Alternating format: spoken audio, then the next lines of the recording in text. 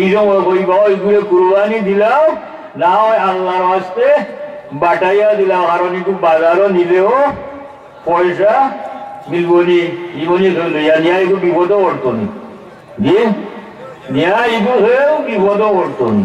তো বেটা মনে করলো যে যাক বেটারে আমারে যখন সাহায্য করছে আমিও তার প্রতি কিছু এসার করিলাম, ছাগল তারে দিলাম।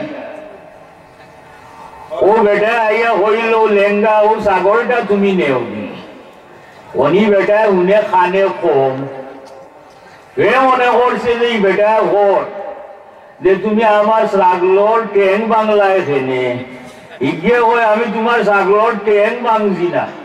আর ই বেটা কয় তুমি ছাগল একটা নেও, লাগাইছেন দুইজনে দরবার, বুঝছেন? আর এই খানে উনৈন্য এই খানে উনৈন্য, ই বেটা কয় ছাগল নেও, আর ই বেটা কয় আমি ট্যাং ভাঙছি না তোমার ছাগলর। এর মাঝে আইছেন আরো এই গুড়া দৌড়াইয়া, বুঝছেন? কিরা আইছে গুড়া দৌড়াইয়া আইয়া আনলে দুইজন দৌড়িয়া বেটারে হারা করিয়া হইলে আমরা বিচার করি দেও। ই বেটা হয় যে আমি তার বেটার ছাগলের ট্যাং ভাঙছি না, আমারে হয় তার ছাগল ট্যাং ভাঙ দিলিছি। আর ইগে হয় যে আমারে ভোট দেখাই দিছিল, আমার ছাগল পাইছি আমি চাই আর তার একটা ছাগল দিতাম, হে নেই না।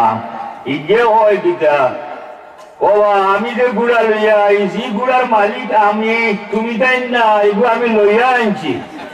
ওই যখন হাবু খাল ইগে মনে করে এটা যে গুড়া আইব কইরা, যে গুড়া আইব আবরা তুমি চুরি করি নিছো, আমি কি চুরি করি নিছি না, এই গুড়ার মালিক হইলাম আমি।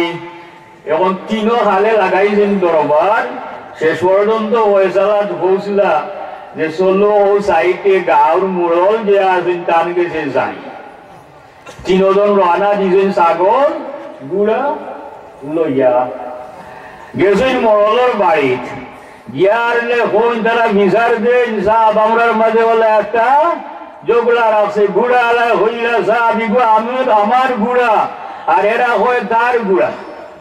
ইকে হয় সাপ আমি তার ছাগলের ট্যাং ভাঙছি না, এর বাদে হয় আমি তার ছাগলের ট্যাং ভাঙি দিছি। ই বেটা হয় গীতা হিগে মনে করছে তার ওই যে ঘটনা গীতা জানেননি। সকালিবেলা বৌলোকে দরবার করছে, দরবার হরিয়া বৌরে বাড়িতে কি বিদায় করে দিলে